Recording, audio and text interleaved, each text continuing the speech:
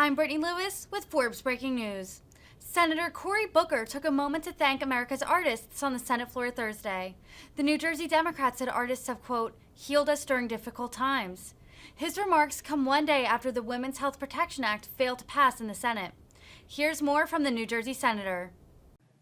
I rise not expecting to give a speech today, but I want to first and foremost recognize the chair, who is my mother's senator, and I want to thank her for her incredible service to this institution. I want to thank, which I rarely get to do, the staff that works here and runs the Senate every day. But I rise today to talk for a moment about groups that we don't talk about enough on this floor. We usually talk about everybody from law enforcement to our military, but we don't talk about artists.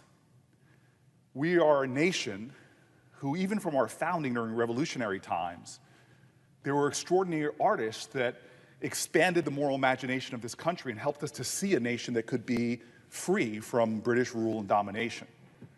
In every point of American history, from protest movements to battles for suffrage, we've had artists who have painted these pictures of an America, a vision for what could be. But even more than that, they've healed us during difficult times.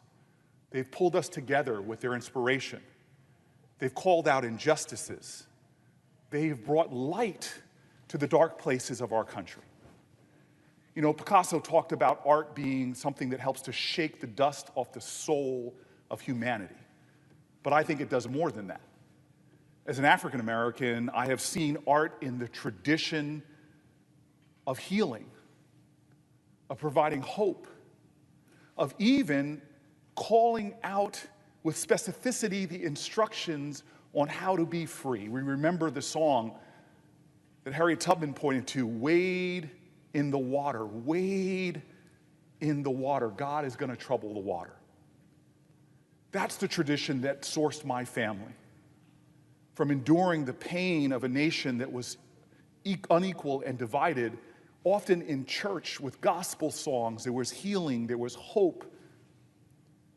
And even the poetry in the Harlem Renaissance spoke to an America that could possibly be if we just never stopped believing. As the great poet Langston Hughes said, America never was America to me, but I swear this oath America will be. And who made America? Whose sweat and blood, whose faith and pain, whose hand at the foundry, whose plow in the rain, must make our dream live again. Oh yes, I say it plain.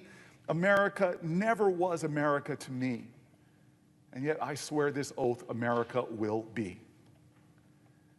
I lean on poetry and song today just to get myself up in the morning. I have seen how artists have come to visit us here in the Capitol, and senators from all backgrounds thanking them for providing for them the soundtrack of their lives.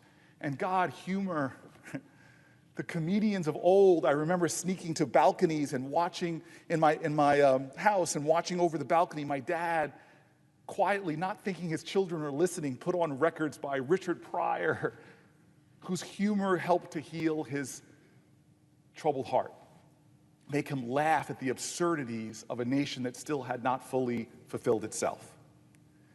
And so I bring this thought and this heart to say thank you to artists, thank you to this institution for what we did in a bipartisan way to make sure we were funding the venues of this country, the stages where so many artists were able to continue to work during a pandemic. We fund the arts. It's funding that often has to be pushed or fought for, but I say it's the funding that in many ways helps to sustain and source the soul of a nation, because without art, we would have lost our way a long time ago.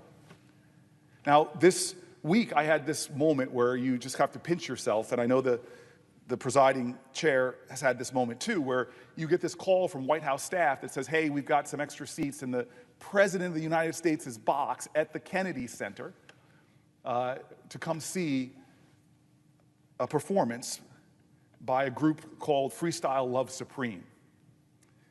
And I said no immediately. I'm so busy. I've got so much work. I had a night that was ending relatively early, but my staff says to me, you know, a guy, Chris Jackson, he was George Washington in Hamilton is going to be there as well. And I had gotten to know him because he was so generous. I saw him in the Heights. He invited me backstage, gave me such love. I saw him in Hamilton. Even when I had somebody I was trying to date with me, he made me seem special in her eyes. I will never forget that. He's a good wingman.